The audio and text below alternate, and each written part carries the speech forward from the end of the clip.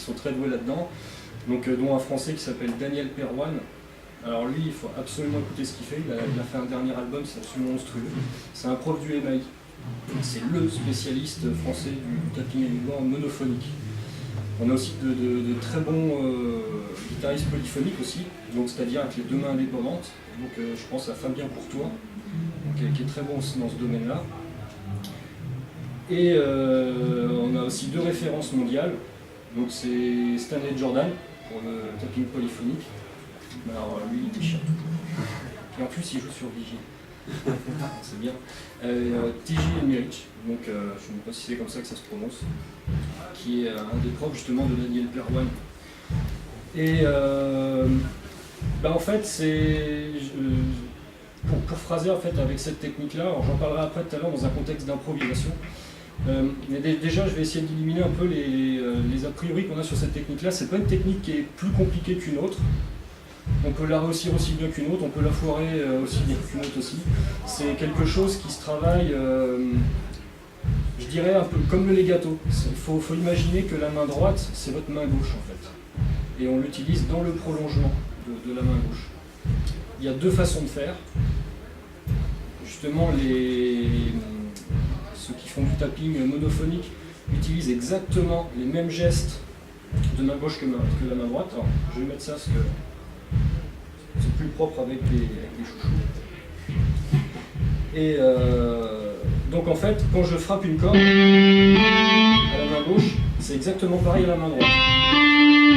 Par contre, quand je fais des pull-offs à la main gauche, dans le tapping monophonique c'est pareil. Je tire, mais quand c'est du tapping polyphonique à la Stanley Jordan, etc., en fait, il redonne une tape, mais sur la note qui est plus grave. C'est quelque chose qu'on a dans la main droite qui est complètement différent en termes de sensation. Je me souviens, j'ai une élève qui est pianiste d'origine et qui s'est mis à la guitare, et au moment où je parlais de tapping, à un moment donné, j'étais en train de faire mes délires en tapping polyphonique, mais mal, avec la technique du tapping avec le pull-off main droite. Et puis à un moment donné, elle me sort le thème de Tetris, le petit jeu, en vrai tapping polyphonique. Parce qu'en fin de compte, les doigts d'un pianiste ne se lient pas, ne relient pas les uns aux autres, à chaque fois c'est une impulsion. Contrairement à notre main de guitariste, où quand on fait des pull-offs ou des hammers, c'est des enchaînements de doigts en fait, c'est des vagues. Et voilà, en fait c'est des sensations de main droite qu'il faut arriver à contrôler. Donc moi, comme j'ai rien du tout à m'exprimer avec le tapping polyphonique, et puis ça me paraît tellement compliqué à penser en termes de deux mains, etc. Du coup, j'ai plutôt développé le tapping monophonique. Je me suis dit, ah bah tiens, là, moi je vais pouvoir l'utiliser dans mes musiques, ça va me servir à quelque chose.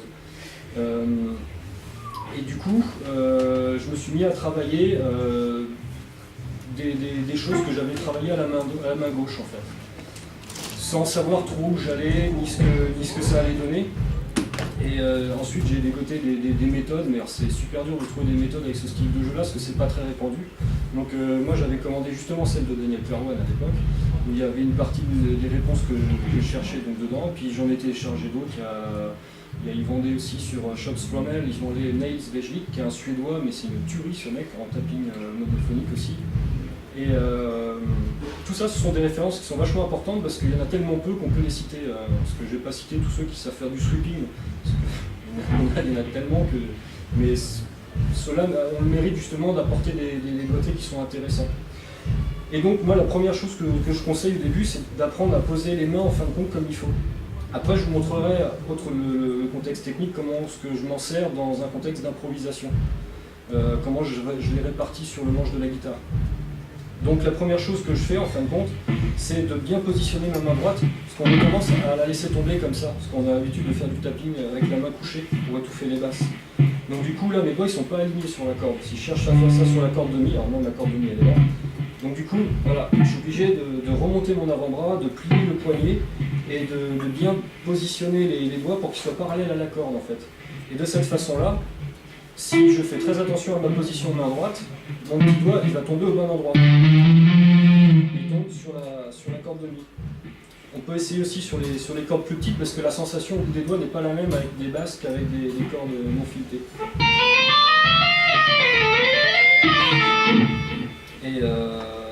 faisant ça, en montant et en descendant, on arrive à dissocier les doigts les uns par rapport aux autres en fait. Et au tout début, ça peut faire mal un petit peu sur le côté de la main ici, parce qu'on a un muscle qui est juste sous le petit doigt, et qui, pour un guitariste, qui sert strictement à rien au départ. Même si on a l'habitude de jouer des arpèges avec le petit doigt, c'est pas la même musculation qu'on opère dessus. Donc du coup, on apprend à taper dessus. Et moi je me souviens encore, j'ai dû avoir mal sur cette partie-là de la main, peut-être pendant 3 semaines, un mois, quoi, jusqu'à ce que cette partie-là de la main soit comme pour la main gauche en fait. Il faut se souvenir un petit peu de l'expérience qu'on a eue en tant que guitariste à la main gauche, on essaie de la reproduire à la main droite. Ensuite, comme tout apprentissage, en fait, ce qui est bien, c'est de savoir structurer ce que l'on apprend. Par exemple, si on dit je vais apprendre ça, maintenant je vais essayer d'apprendre les choses par étapes. Qu'est-ce qui me semble logique d'apprendre en premier quand je veux obtenir du son avec cette main-là en frappant les notes. Je me suis dit, je vais déjà essayer de faire fonctionner des doigts par groupe de 2. Déjà pour créer une indépendance des uns par rapport aux autres. Donc, le premier truc qui vient à l'esprit, c'est la gamme pentatonique. Donc j'ai fait plein de gammes pentatoniques.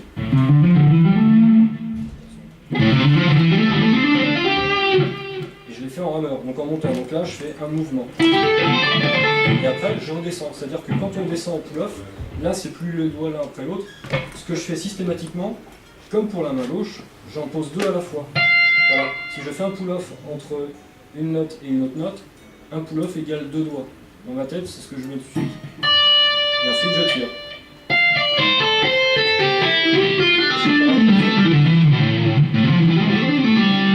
Alors après, une fois que j'ai fait mes montées et mes descentes sur la position 1, rien ne nous empêche après de les faire sur la position 2, 3, etc. Pour habituer simplement les doigts, en fin de compte, à fonctionner. Parce qu'après, quand on fait de la musique derrière, il ne faut plus penser à ça. En fait, il faut que les doigts ils bougent tout seuls et qu'on aille chercher les notes aussitôt, quoi. Donc après, on fait des montées, des descentes, des combinaisons diverses. Pareil en dessous.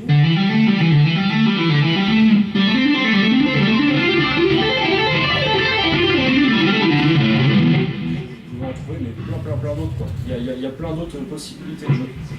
Ensuite, une fois que ça c'est fait, après je me suis dit, tiens, je vais faire ça sur 2 cordes. Je vous explique à peu près tous les schématiques.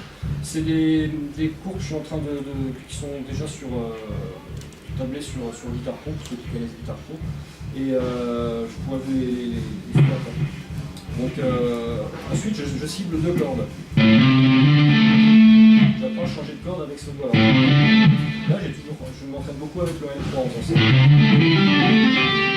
Ensuite, j'essaie de trouver des combinaisons pour revenir. Par exemple, ça.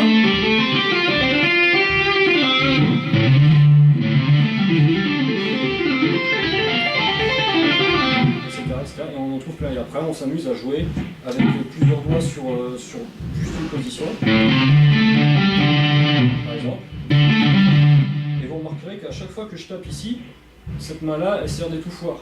Ça, c'est parce que, en fait, j'ai pas l'habitude de jouer avec ça. C'est juste pour certains morceaux que j'utilise ça. Pour mes 2 mains où j'ai vraiment pas le choix. Mais d'habitude, il n'y a pas de ça.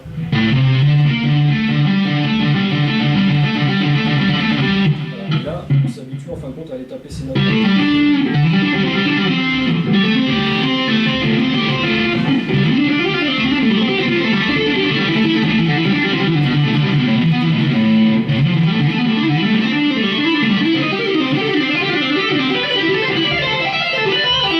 Arrivé ici, alors j'utilise des combinaisons entre le 4 et le 1, puis ensuite entre le 2 et le 1. Et ici, ça me permet d'utiliser le 4 et le 1, et ensuite le numéro 4 et le numéro 3. Voilà. Et au bout d'un moment, en fin de compte, je sens que mes doigts arrivent à se détacher, mais toujours par rapport au 1. Et c'est là où on commence à avoir quelque chose de plus complexe, c'est quand on mélange le 2 avec n'importe quel des doigts suivants. Donc là, il y a une référence qui est un petit peu plus difficile. Alors, en hammer, je commence toujours par ça, parce que c'est toujours plus facile de taper que de tirer en faisant des pull-offs. Donc quand je tape, avec le 1 et le 2, et après, je tire en pull-off. Et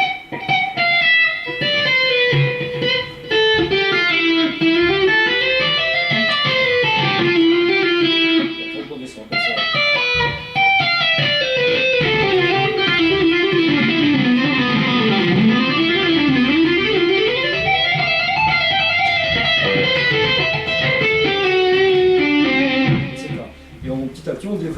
phrasé de main droite comme un phrasé de main gauche. Mais il faut en bouffer énormément d'exercices pour être débarrassé de la technique. C'est ça le gros problème du guitariste, c'est que on a une épée de Damoclès, attention au pain technique. C'est ça qui peut lâcher en premier, quoi, en fait.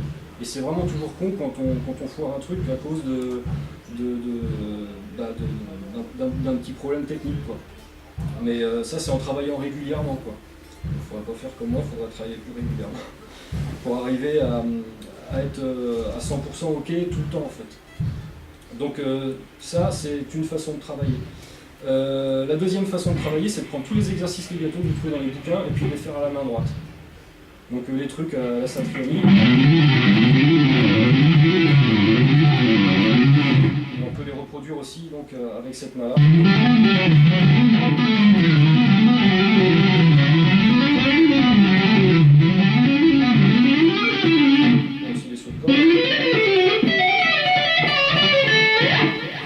Donc ça, c'est simplement pour le côté technique.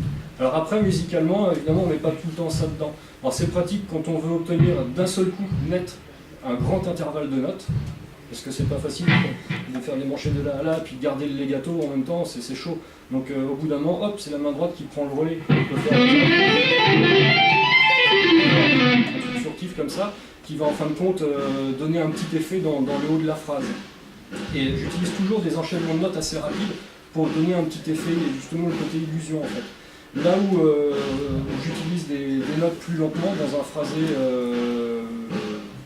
plus soft, je répartis en fin de compte ma main droite et ma main gauche à des endroits très précis. Alors ça fait appel après à des notions harmoniques, je ne sais pas si ceux qui connaissent en fin de compte l'harmonisation des accords de la gamme majeure. On a donc 1, 4, 5 des accords majeurs, 2, 3, 6 des accords mineurs, etc. Et on remarque que les degrés 2, 3 et 6 sont des accords mineurs 7 avec une carte juste, et en fin de compte ça ressemble beaucoup en fin de compte à une gamme pentatonique. Simplement dans la gamme pentatonique on a la carte en plus. Et si en fin de compte on utilise ces 3 degrés là et on s'en sert pour faire des gammes pentatoniques, si on prend une gamme de Do majeur, on va avoir Ré mineur, Mi mineur et La mineur en termes d'arpège mineur 7, donc de gamme pentatonique mineur 7. Et ce que je fais en fait, c'est que je répartis deux gammes qui sont proches l'une de l'autre, c'est-à-dire le deuxième et le troisième degré. Donc pour ceux qui connaissent le mode dorien et le mode phrygien, j'espère que je parle pas chinois pour certains, sinon vous me le dites. Hein. Et je répartis en fin de compte ma main droite sur ces deux-là. Pourquoi? Parce que ma main gauche sert juste de note de point de départ en fait. Et elle va me permettre ensuite de faire des phrases avec les bends, tout ça, pour cette main-là. Donc si je joue en La mineur, je vais prendre ma position La mineur ici, mode aéolien, donc avec mes 9e majeurs, mes sixtes mineurs, etc., que je peux rajouter après dedans. Et avec ma main droite, je vais pouvoir avoir mon mode dorien et mon mode phrygien qui sont côte à côte. Par chance, ils sont côte à côte. Donc du coup, je vais avoir deux fois le même doigté. Donc déjà, on a quelque chose qui techniquement nous permet de reproduire la même chose un peu plus loin. On sait que dans notre mode dorien, on a la 9e et la sixte qui sont majeures. Donc c'est ce qu'on fait quand on joue en blues, hein, la sixte majeure, on joue dans un contexte modal. Et juste à côté, on a le mode phrygien avec notre 9e bémol et notre sixte mineur. Et ensuite, quand j'ai tout ça sous les yeux, en fin de compte, j'utilise ma main gauche pour lancer deux notes, par exemple, et de prendre dans mon mode dorien deux autres notes et de faire un bend. Et là, c'est ma main gauche qui pousse la corde en fait. Ma main droite reste fixe. Et ça donne un petit effet de style en fait, de jeu.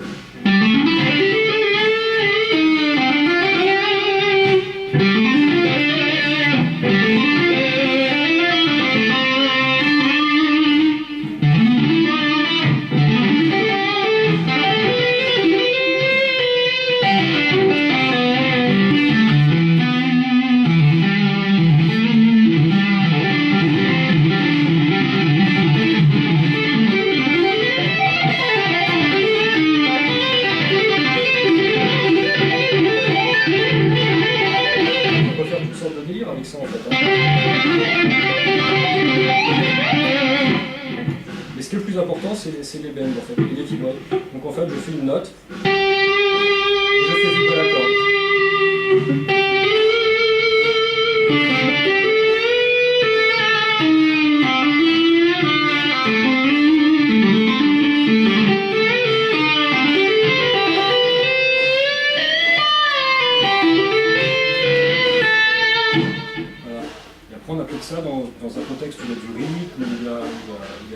des accords qui vont donner des couleurs aux notes, qui vont les colorer, etc.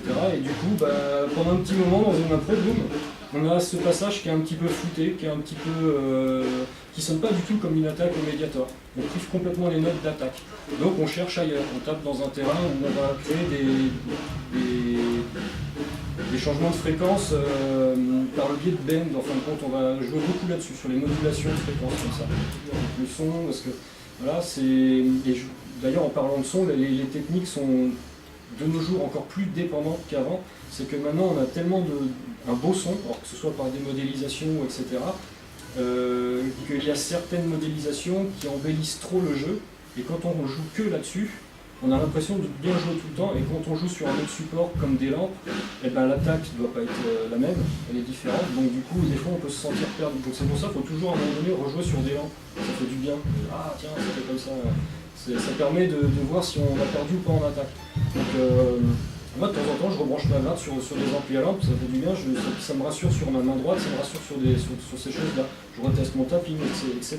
Ça me permet de maintenir une force de frappe pour avoir une note. Et tout ça c'est les mêmes sensations que dans la main gauche. La force de frappe qu'on a dans la main gauche, on doit avoir la même pour la main droite.